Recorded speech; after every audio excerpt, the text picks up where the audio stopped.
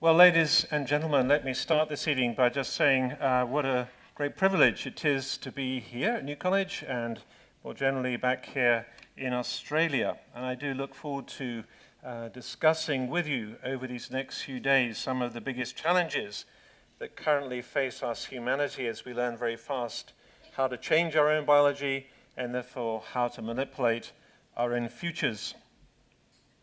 A few years ago, I received a couple of emails from random friends asking whether I knew that I featured by name in a then recent Michael Crichton novel entitled Next.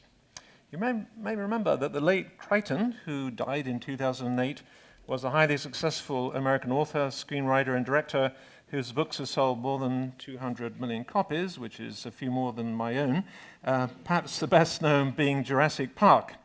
So after the second email came with that message, I bought a copy of Next and started reading until I got to page 119, and there I read this. Quote, handsome and assured, Bellarmino stepped to the lectern. His topic, according to the printed schedule, was God's plan for mankind in genetic science. Quote, some of you may wonder how a scientist, especially a genetic scientist, can reconcile his work with the Word of God. But, as Denis points out, the Bible reminds us that God, the universal creator, is separate from his creation, but that he also actively sustains it moment by moment. Thus, God is the creator of DNA, which underlies the biodiversity of our planet, and so forth and so on for about another couple of pages. So, in Crichton's novel, the enthusiast for genetic engineering is his character called Bellarmino, who supports his enthusiasm by reference to Christian faith.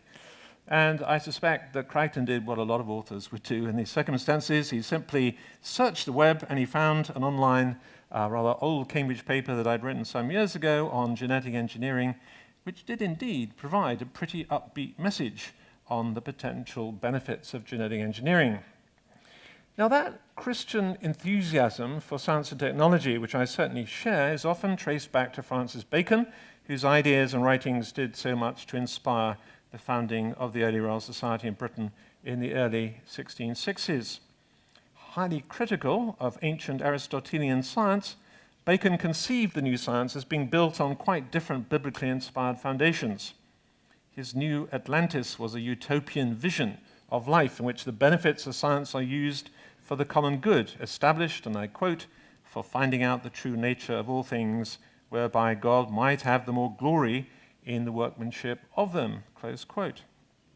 As the classic scholar Benjamin Farrington once commented, Bacon's was the philosophy that inspired science as an activity, a movement carried on in public and of concern to the public. This aspect of science scarcely existed before the 17th century. Now, here's the irony. Talk to one's secular scientific colleagues, and it's clear that they often have the impression that religion tends to be anti-science or anti-technology. And so, on one hand, you have Christian faith portrayed as the great inspiration for technology in the Baconian tradition, whereas on the other hand, Christian faith gets blamed for being critical of certain aspects of technology, which just goes to show that you can't win on these things. But I did want to emphasize right at the beginning of these lectures that I myself am both a Christian and an enthusiast for science and the applications of science in technology. So please do not think in coming to these lectures that you are coming to an exercise in science bashing or technology bashing, very far from it. But at the same time, I hope you will see a narrative running through these lectures that goes something like this. Historically, Christianity has been the great champion of science and technology.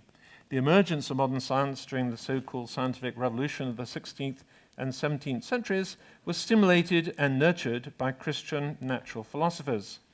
The Christian Baconian vision has been realized beyond our wildest dreams.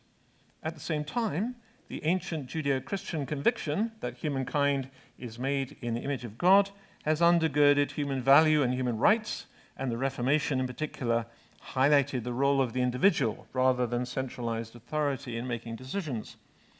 But once the priorities of Christian faith were no longer central to human concerns, then one is left with autonomous humans who become each one their own gods. Yes, we benefit from that residual sense of human value inherited from centuries of Christian teaching, but without the Christian faith that inspired it, we are left with a question. Well, where do we go from here? How do we maintain human value if we throw away the framework that undergirds it? And if everyone is their own God, then who gets to decide?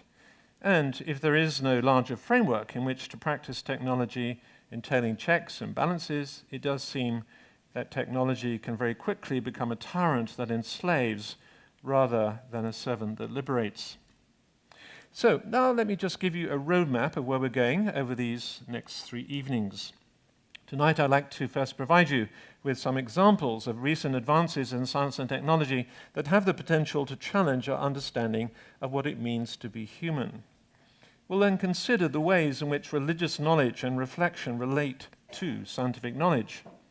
And then third, we'll review 3 main rival worldviews on the table, currently prevalent in Western culture, that greatly affect the way in which we make ethical decisions in response to the new techno-scientific challenges. So tonight is not about the nitty-gritty of the ethical dilemmas, more about describing the big picture in which we find ourselves. Then tomorrow night, in the second lecture, we'll be discussing the role of human genetic variation in relation to human behavior, free will, and personal responsibility. 4, if in reality we are ultimately slaves to our genes, then how can we be responsible anyway for the applications of science and for playing a responsible role in shaping our own human futures? And how does that fit with the Christian notion of humankind made in the image of God? And then in the third lecture, we will be focusing in greater depth on the question of human genetic engineering in the context of faith and the future of humanity. What are the main ethical tools at our disposal, and what about manipulating the early human embryo? Can we distinguish between healing and enhancement? Should we enhance human capabilities, and if so, how far should we go? Could we and should we seek to engineer out of humanity our more evil tendencies? And how do the 3 rival worldviews impact on the answers to those questions? So, now to business for this evening. Let me give you a brief overview of these 3 areas of science I just mentioned that currently have the potential to challenge our understanding of what it means to be human. First of all, we're going to think about machines, artificial intelligence, and robots. Secondly, about genetic engineering. And third, a little bit about brain manipulation.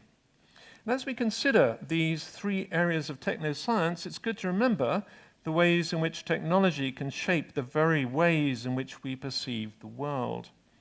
You will still find scientists who claim that their job is just to discover how the world works, which is neutral scientific knowledge, and then it's humanity who utilize this new information for good or for evil, and that's technology.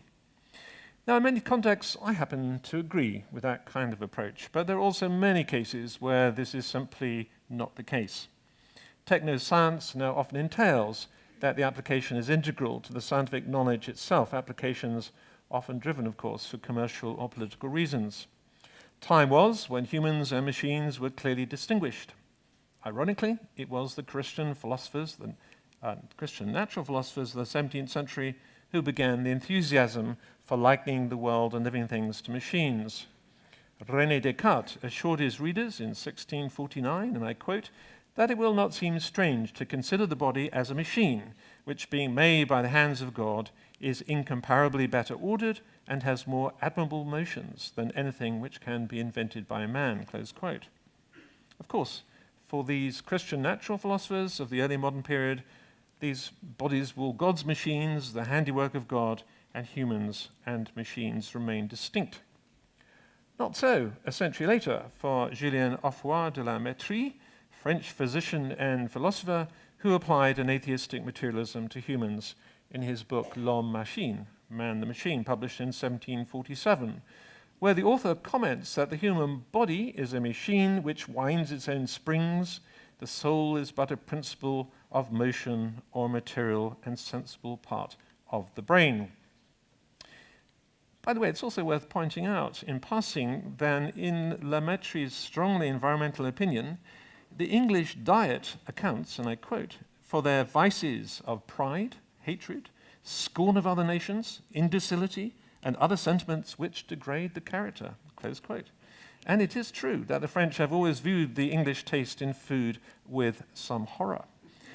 Hopefully, the improving English diet has helped to ameliorate somewhat this degradation of our character since La Mettrie's time. But today, La Mettrie's idea that the human person is ultimately nothing but a highly complex machine is a common trope in secular Western thought. But now we're beginning to have a better idea of what happens when we translate the abstract concept into the warp and woof of our daily lives, particularly through the avenues provided by artificial intelligence and robotics. So, where are AI and robotics going today? I think it's probably helpful to distinguish between what we can call narrow AI, involving the more mundane applications of machine learning involved in Google Maps and online banking, chat boxes and the like, and compare that with what I'm choosing to call creepy AI, which aims at much higher levels of social control. As billionaire Elon Musk has recently commented with regard to the latter, based on his very extensive access to the world of AI, and I quote, AI is a fundamental risk to the existence of human civilization. Now, some of that blunt assessment of existential risk comes from the use of AI by the military. Killing your enemy with pilotless drones is now commonplace, but that's only the beginning. Cyber warfare is becoming increasingly sophisticated and expensive. A couple of months ago, Google promised not to use AI for weapons following protests over a contract it had with the US Air Force. The contract was to enable drones using AI to make their own decisions as to what targets to kill without that really slow human decision-making. But what I want to discuss more this evening is the more subtle shaping of human desires and expectations brought about by our machines. The process, I think, is two-way. We create machines made in our image, and in AI we try and make them smarter than we are, imposing our own particular sets of values on the machines, and then in our very interactions with the machines, they are changing us and shaping us in their image. In giving some examples of this two-way process, I think it's important that we distinguish between the sci-fi hype and what's already happening on the ground. There are plenty of movies around, aren't there, which I'm sure we've all seen, about the evil machines that become conscious and take over the world. But if we focus too much on Terminator movies, the more dramatic and sci-fi aspects of technology, I think we might miss the more subtle influences of technology that are already with us. Many research results show that we really anthropomorphize robots that look cuddly or behave in human ways, and the companies that make them, of course, are very quick to tap into this natural human tendency because they know that this provides a good route to making the technology more acceptable. Last month, a report was published from a German research group showing that in a situation in which now the robot had completed a task, the participants were told by the researchers to switch now off, but then now shouted at that moment, "No, please do not switch me off, I am scared." And in response, many of the volunteers involved refused to switch the robot off, telling the researchers they felt sorry for it. 6 volunteers said that they did not want to act against the robot's will. Most machine learning tasks are trained on large annotated datasets which contain their own intrinsic bias. Deep neural networks for image classification, for example, are often trained on ImageNet, a set of more than 14 million labeled images, of which 46% currently come from the United States. Based on such datasets, Amazon has recently introduced face recognition software called Recognition, which has been sold to several US police forces. And so the American Civil Liberties Union tried it out on members of Congress in the States, and just over a month ago reported that it incorrectly recognized 28 members of Congress, identifying them as people who had been arrested for a crime. Now, we might find that amusing, but which is not at all amusing is the fact that the false matches were disproportionately people of color. 20% of Congress are people of color, whereas 39% of the mismatched members of Congress were people of color. Then up the really creepy end of AI applications is the surveillance software already in use in some parts of China. Based on surveillance data, the Chinese government is introducing a so-called social credit system. The idea is that people will be scored based on past behavior, taking into account misdemeanors such as traffic offenses, court records, and so forth. A poor social credit score could jeopardize a university place, rule out certain jobs, and even limit travel. Big Brother is watching. The ultimate goal is clearly complete social and political control by the state. But let's not think that social control is only a feature of repressive regimes. What about the recent accusations from the political right in the USA that Amazon's little helper, Alexa, provides the listener with left-wing opinions? Should we program our information providing machines with political opinions? What about philosophical or religious opinions? A friend of mine recently asked Alexa, does God exist? And Alexa didn't give an answer, but instead gave a little homily on what it feels like to believe in God, which my friend found a rather surreal experience when he remembered that he was talking to a robot. What about the robot as servant? Robots have the run of Tokyo's Shintomi nursing home, which uses 20 different robotic models to care for its residents. The Japanese government hopes it will be a prototype for harnessing the country's robotics expertise to help cope with a swelling elderly population and a dwindling workforce. Well, that may be very helpful for the elderly who have already had a life full of human relational interactions. But what about children growing up with robotic servants?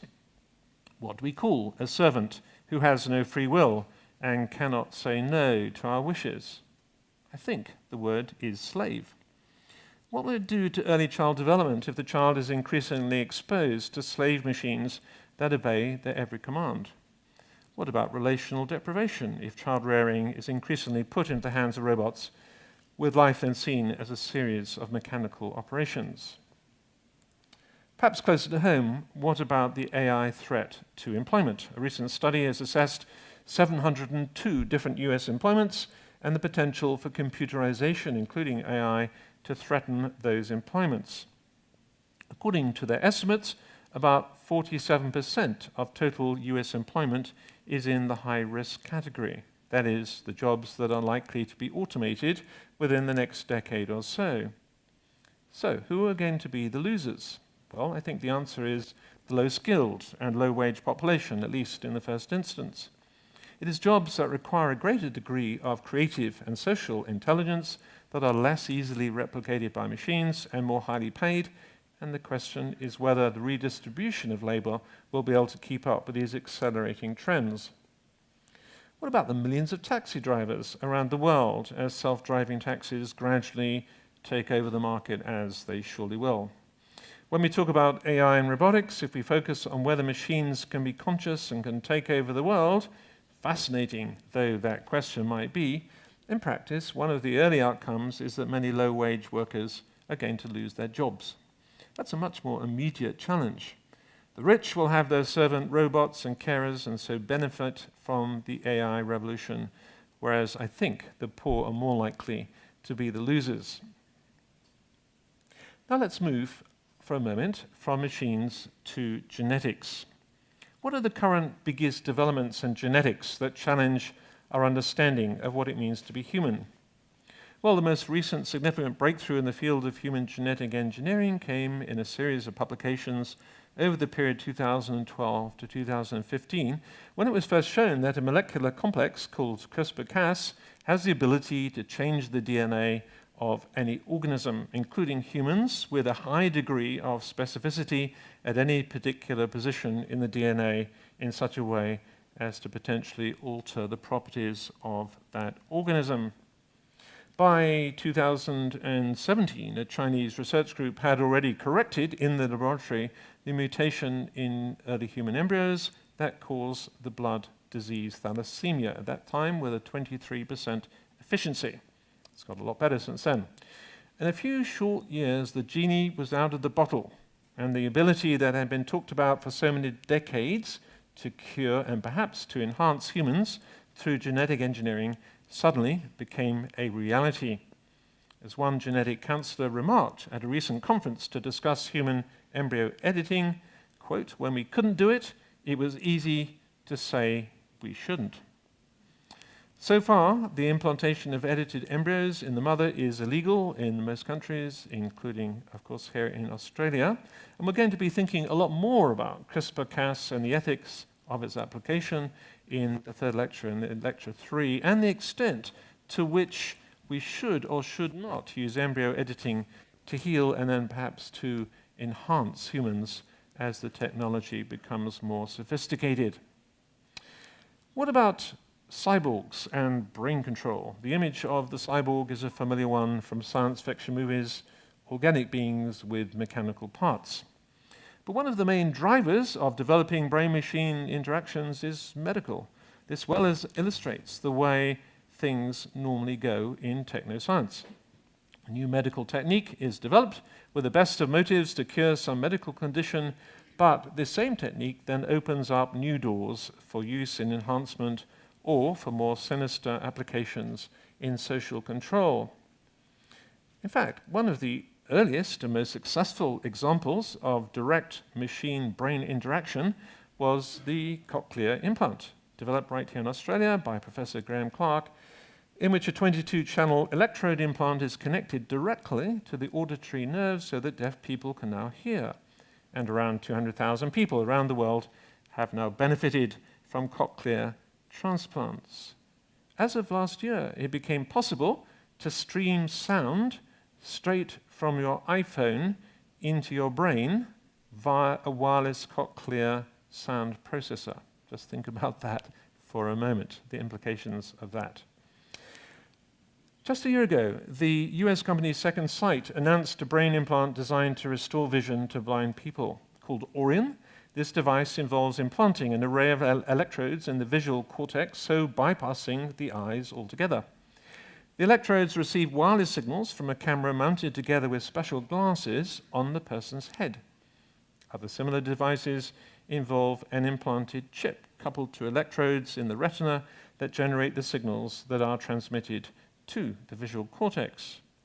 And there are many heartwarming stories of people who have been blind for years, once again seeing at least something of their loved ones using such devices.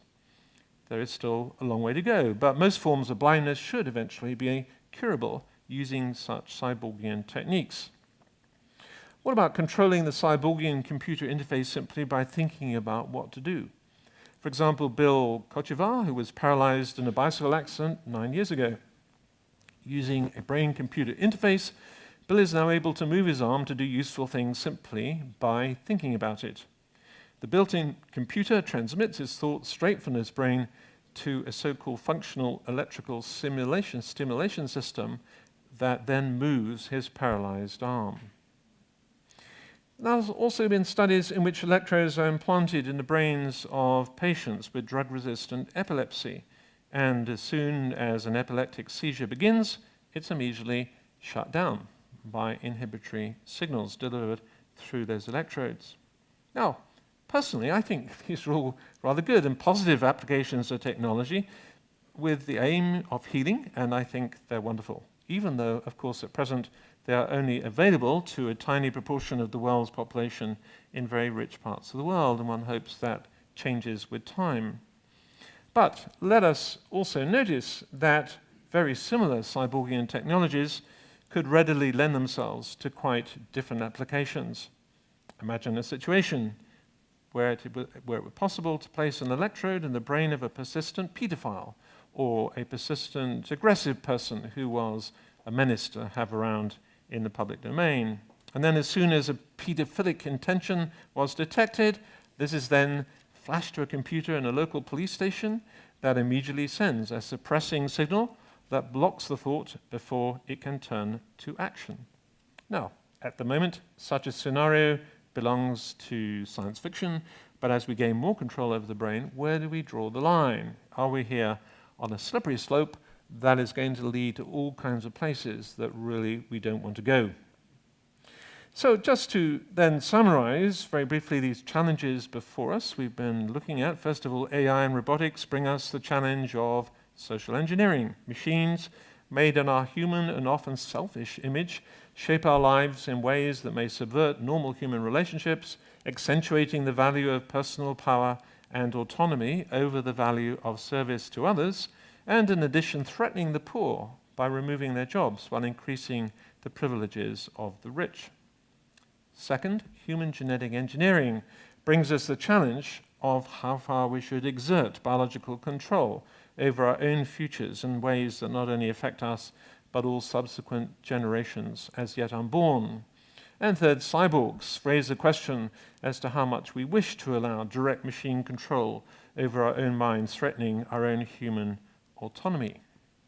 So, where do we go from here? Now, in a moment, I'm going to map out 3 alternate metaphysical frameworks, or worldviews, if you like, that all go well beyond science, that characterize current attitudes towards these challenges. And one of these 3 worldviews involves faith. So we need to spend a little time, I think, in considering how we relate the language and concepts of science to those of faith. Let me just introduce to you a simple model that might help us in our thinking on this point. Let us imagine, for example, that the book of this complex entity called life is like a cube sliced into many layers. And by life, I mean the total sum of all that we experience. Each layer represents one particular way of understanding the world and generates its own type of knowledge. In reality, it's one book, but our brains are simply not up to the Herculean task of grasping the book in its entirety all at one go.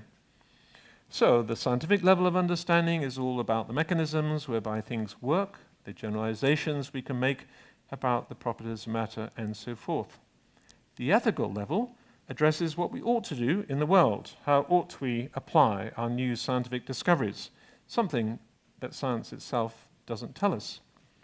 The aesthetic level gives insight into our understanding and appreciation of beauty, of the whole realm of the humanities, what we count as beauty in poetry, the arts, theatre, and so forth. And then the personal level addresses the ways in which we construct our own biographies in the world, the personal knowledge which is the most important to us, and which we clearly cannot publish in a scientific journal. And at the philosophical and religious level, we're then asking questions like, why is there a universe anyway? Stephen Hawking's, the late Stephen Hawking's favorite question, what breathes fire into the equations? Does life have any purpose in an ultimate sense? Does God exist? The great philosophical and religious questions. Now notice that these various explanatory levels are in no sense rivals to each other. We need them all to do justice to our own experience as human agents. We need many different complementary approaches, I would suggest, to understand the world. There are many, many different ways of knowing. Now, such a model does not at all deny the complex interactions between each level, which are in no way isolated from each other, but only points out the obvious that no one explanatory level or narrative is sufficient by itself. And indeed, the model illustrates the way in which our universities are structured with their own faculties and departments, and each discipline having its own particular way of justifying its beliefs about the world. Now, of course, the problem comes when someone claims that their specialized level of explanation is the only one that counts.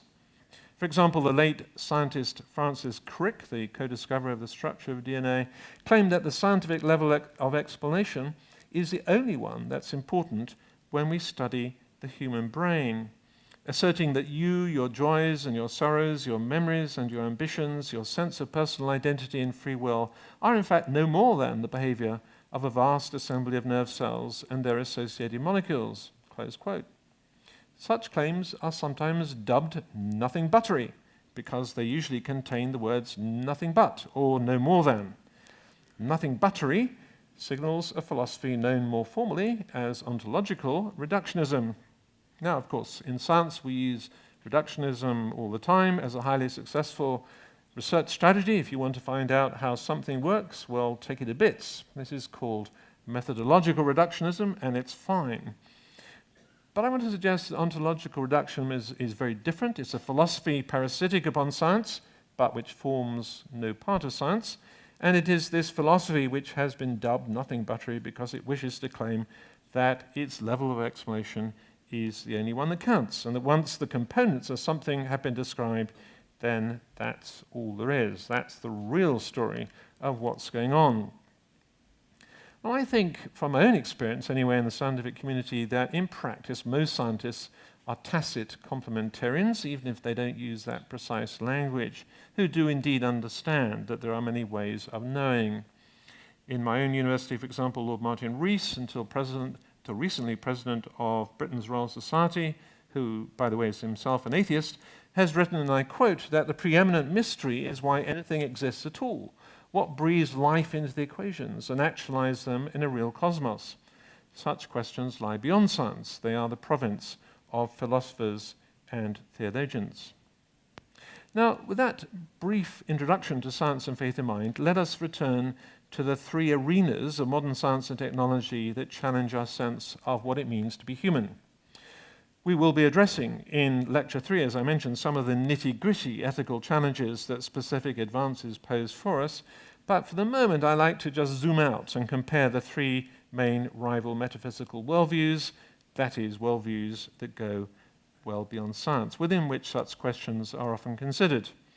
And the three worldviews I like to compare are transhumanism, firstly, and what I've chosen to call middle-of-the-road Western secular humanism, and thirdly, Christian theism. Now, of course, there are many other worldviews besides, but I think these three do in fact represent a sizable proportion of the population of the Western world, particularly people who are involved in the scientific community. And what I want to say this evening is that the worldview we adopt will make a huge difference as to how we treat the ethical issues arising from advances in technoscience. First then, let's just think a little bit about transhumanism, in case you're not familiar with this worldview. There are about 5 main themes, I think, that are frequently found in transhumanist writings. Not all 5 themes are necessarily held by all transhumanists, but probably by most. The first theme is a common commitment to a materialistic, ontologically reductionist, non-relational view of human personhood, a mechanistic view of human life in which the body is a mere device. In the present machine age in which we are living, any technical input that increases our happiness is to be valued, but such inputs are assumed to involve physical, mechanical, or chemical manipulations. The vision is on the whole hyper-individualistic, though some transhumanists express a broader democratic concern for the whole of society. But in my reading of transhumanist writings, generally, they tend to be about my enhancement and about my future happiness. Secondly, there's often a very deterministic view of history and the future, writes Max Moore, one of the founders of the transhumanist movement, and I quote, "The furtherance of human evolution through advanced biotechnology is not only possible, but inevitable," close quote. Third, there is a denigration of present human nature in order to contrast this with the wonderful human future that technology is leading us into. David Pearce is co-founder of the World Transhumanist Association, now known as Humanity Plus.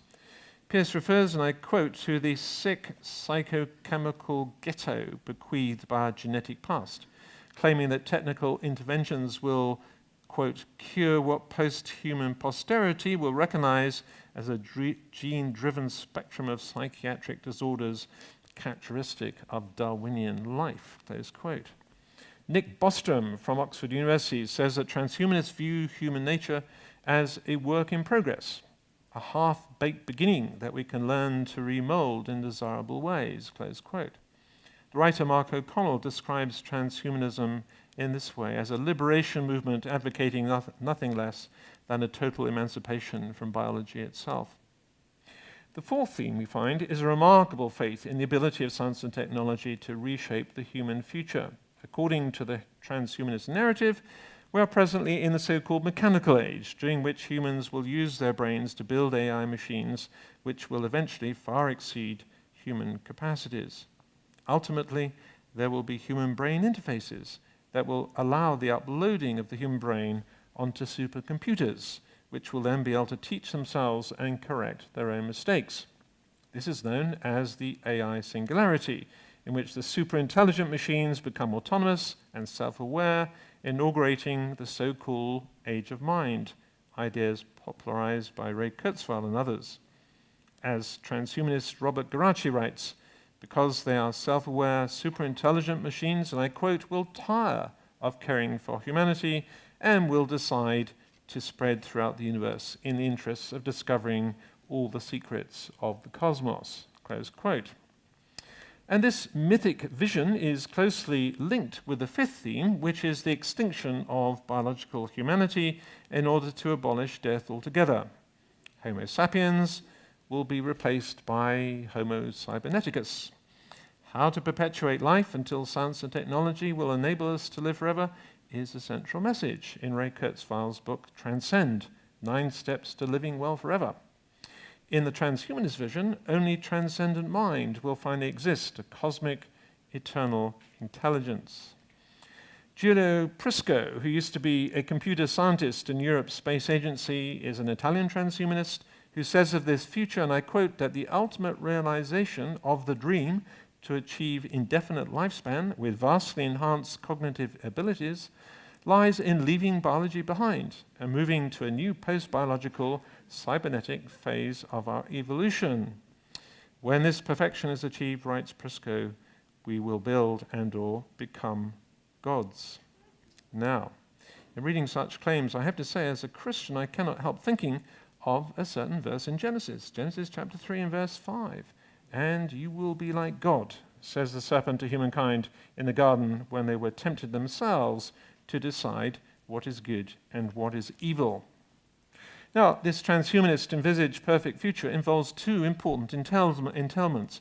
The first is the collective suicide of the present biological human race, involving the abolition of human bodies. The ultimate good is the emergence of a post-human species.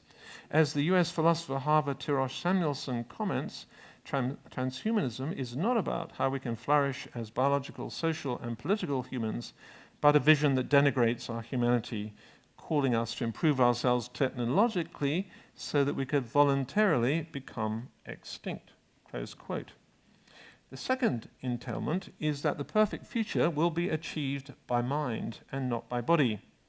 As Manchester University philosopher John Harris comments, quote, the holy grail of enhancement is immortality, close quote.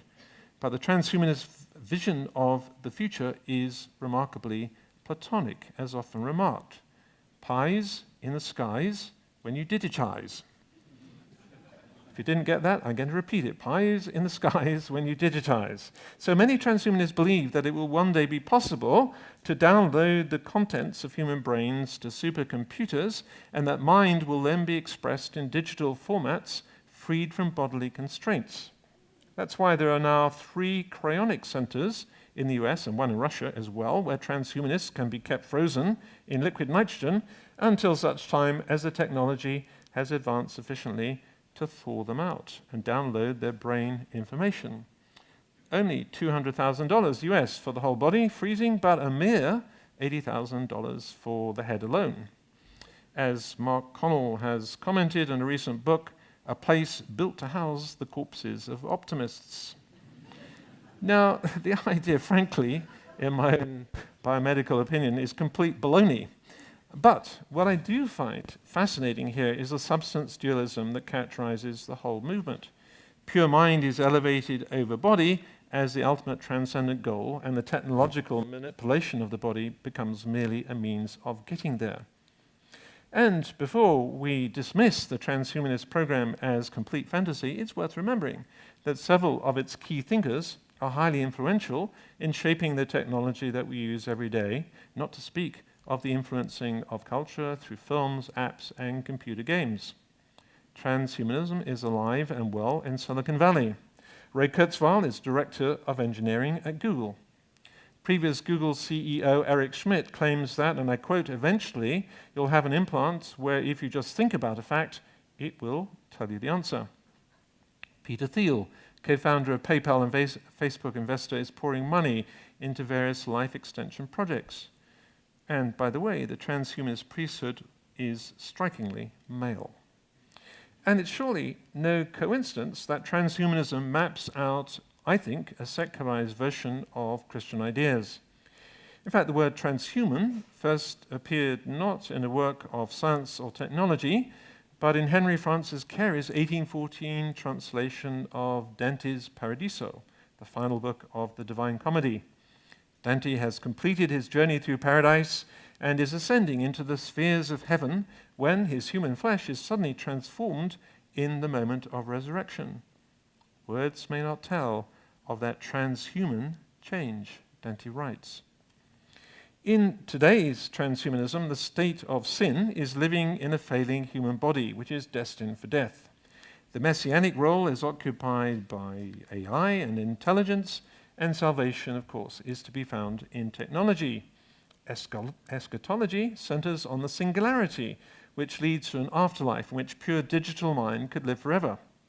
I think there are secular resonances here also with the omega point proposed by the late Catholic theologian and scientist Teilhard de Chardin. But the transhumanist secularized version of salvation is one heavily influenced by Gnosticism. Gnostic heresies flourished in the 2nd century of the Christian era. The central idea was that the privileged few, the Gnostics of course themselves, would be initiated into special divine truths, and through these would escape from the evil limitations of the body into pure spirit. For the Gnostics, the only redemption would come in the liberation from the body. And this is strikingly different from Christian faith, in which salvation is based on the bodily resurrection of Christ, and all those who put their trust in him will share in his life forever in resurrection bodies.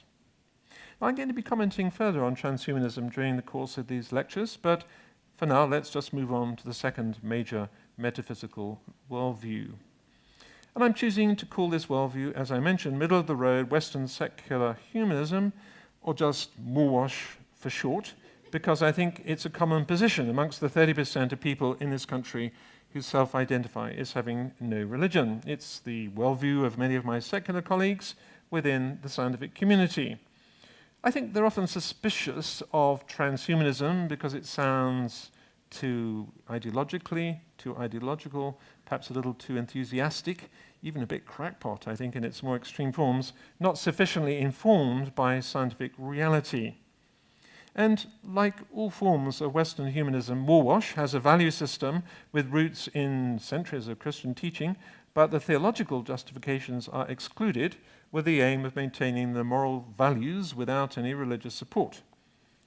Generally, I find Moorwash is associated with a strong sense of human value, frequently coupled to a high level of moral concern and interest in the social implications of scientific advances.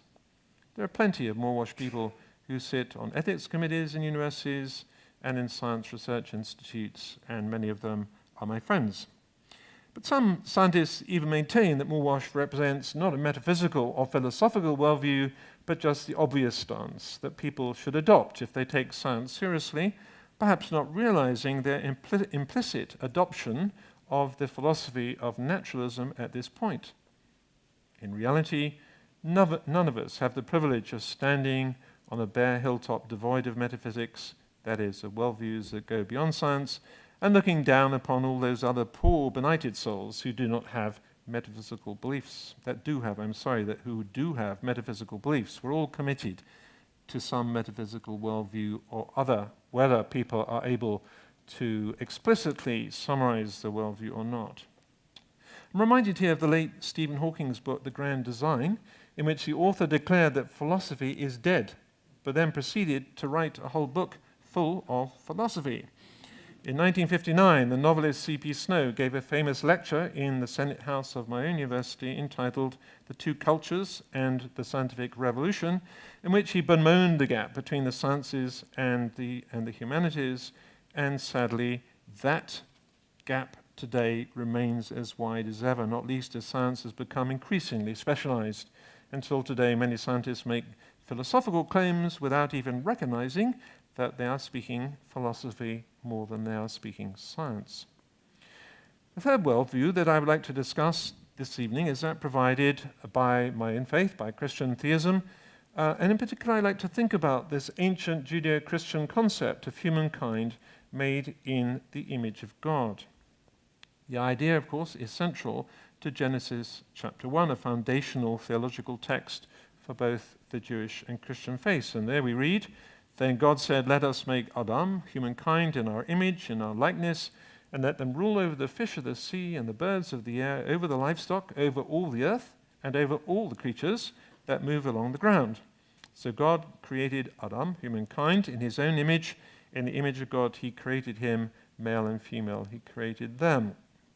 So Genesis 1, if you like, is like a manifesto laying out the big picture which provides a set of keys for understanding the rest of the Bible. Historically, the conviction that humankind is made in the image of God has been immensely powerful in campaigning for human rights, in the fight against slavery in the early 19th century, in medical care, education, and so forth. But what does the term "made in the image of God" actually mean? I think we've been greatly helped on this by a huge amount of literature from the ancient Near East, where it's clear that the phrase, as used in ancient polytheistic societies, particularly in Egyptian and Mesopotamian literature, is used only of kings and priests in those cultures. But here in Genesis 1, we find that the whole of humankind is made in the image of God. Here is a totally new idea about the value and status of humankind. Humankind created with dignity and worth, clearly short of divinization, but nevertheless called to play a delegated kingly role, male and female alike, in caring for the created order.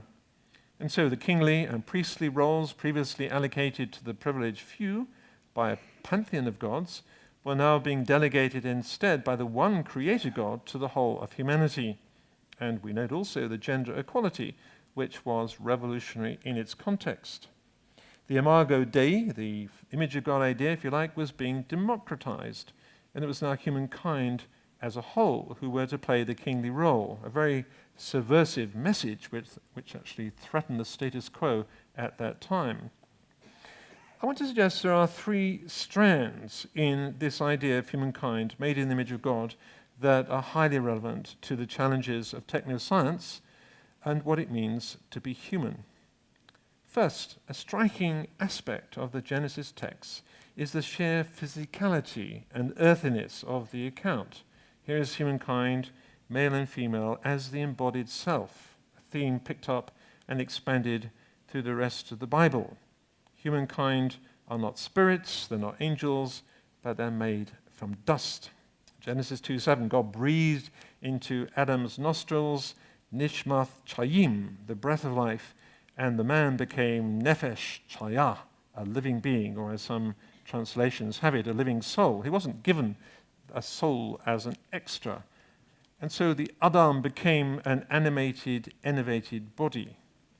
And as we track the Hebrew concept of human personhood through the Old Testament, we find a very integrated picture in which the several aspects of the person are woven together to form a unitary whole.